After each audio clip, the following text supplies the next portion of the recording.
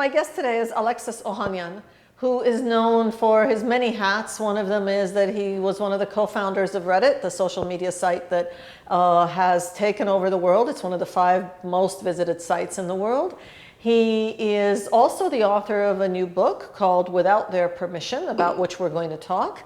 And he was a Kiva Fellow a couple of summers ago and volunteered here in Armenia, including here at CivilNet. Alexis, thanks for giving us the time in your crazy schedule. Thank you. Shnora Kalem. Thank you very much. Is Armenia going to be a part of your crazy schedule, promoting the book? You know, so we've figured out it's 150 stops in the United States and Canada over the next 4 months. After that, I'm going to take a long nap, and then hopefully in April to May and June, July, we'll be getting the international rights to the book. When the book comes out in the motherland, I will be hoping it will be in time for this September, so I can enjoy Yerevan and Armenia at its most amazing time.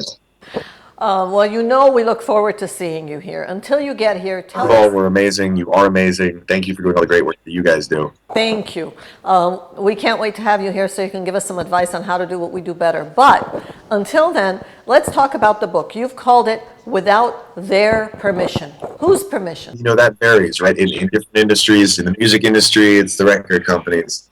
In film, it's filmmakers. In media, it's media owners. Like, what is so amazing and so powerful about the internet is that we have this permissionless innovation. We have this ability, like Steve and I had right out of college, to start a website without much money, with 2 computers, in a little apartment in the suburbs of Boston, and have it grow to become bigger than the New York Times. And that's the power of the internet. It's something that more and more people are taking advantage of. And I want more and more people to be thinking this way about not hesitating to get their ideas to the world. And so that's what I mean when I say without their permission. I hope, and the response so far has been really, really positive. You know, it's a little bit odd in that this internet that we didn't have, certainly not in this way, even 6, 7 years ago, now we take for granted. So really what you're saying is don't take what it offers for granted, huh? No. And here's what's so important, right? We've seen how much it's changed things. You know, we all talked about how much social media helped spread the ideas and the images and the messages from the Arab Spring around the world. But we're still just in the infancy of all this, right? We still haven't reached the penetration where, you know, everyone walking around with a smartphone.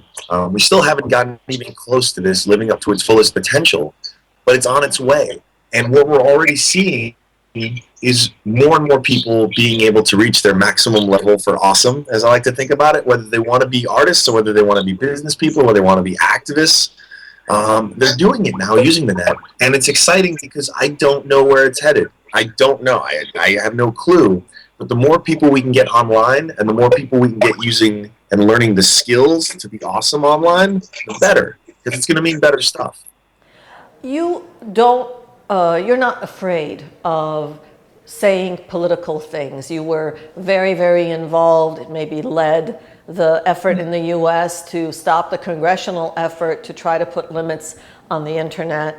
And now you talk about the internet in political terms. You say it's the most democratic, of platforms. What do you mean? And this is why net neutrality is so important, and why all these recent reports are scaring me about what Verizon and AT&T and other ISPs are plotting to do, which is, what makes the internet work. What made my, American dream success story happen was the fact that the internet is a level playing field where all links are created equal, where any idea online is as accessible as any other, right? We can put this online and it's just as accessible as whitehouse.gov. It's just as accessible as the NewYorkTimes.com. It's just as accessible as any other link. And that's a powerful idea, because it means I can look someone in the eye and say, if you can make something or create something or talk about something that people really want, they can get to it just as easily as any incumbent, any government, no matter how big they are, no matter how much clout influence they have. Your ideas are equally as accessible, and that is a really big deal. And we're starting to see the effect of it, but it's still just the beginning. And I hope it's going to mean lots more better ideas in the world. And some of them, I'm certainly not afraid, or I never hesitate to mince words. I think even when I look personally, when I think as an Armenian, I think about how much just having this platform, having these tools allows amazing Armenians like you. We don't control the message. I don't control the message. No one controls the message. And just as much as I want to talk about things in the states and build movements around things around the states for internet policy, I also want to see great ideas spread in all governments and in all states all over the world. And it is happening. We're seeing it. But like I said, I still don't know where it's headed. But it's on us to make the most out of it. You've already entered this area, so let me push you a little bit. It's very funny sitting in Armenia listening to an American, you, talking about the need for greater political involvement in the US. It's as if that society has gone apolitical. And now you're saying here's this cool new tool to get political. Is your message getting there? Yeah, it's about creating 20th century citizens where we have people who are using these tools. The same tools that we use to look at cat photos and tell jokes. We use these tools to also hold our governments more accountable to us. Like we're their bosses, right? They work for us. We elect them, we fire them when they don't do their jobs, and I think it's undeniable. No matter how you want to participate in this century, as long as you are connected, you have a chance to be part of something bigger, and that means not just for business, not just for pleasure. That's also as a citizen. So when we see you here in Armenia, we can expect more of this conversation, especially in a place where IT and social political engagement have made this perfect combination. I think the responsibility we all have, whether or not we want to use the internet, for business, for fun, for activism, for whatever it is, it's a responsibility to bring our duty as citizens to bear online, because this platform has the potential to do so much.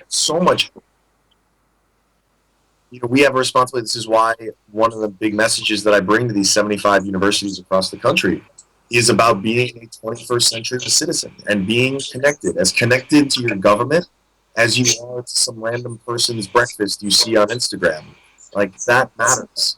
And this technology is there, and it's up to us because we're the ones running this thing, right? These are our countries, these are our governments, they work for us. So let's start acting like it, and let's start behaving that way, because we deserve it, and we have the technology to do it.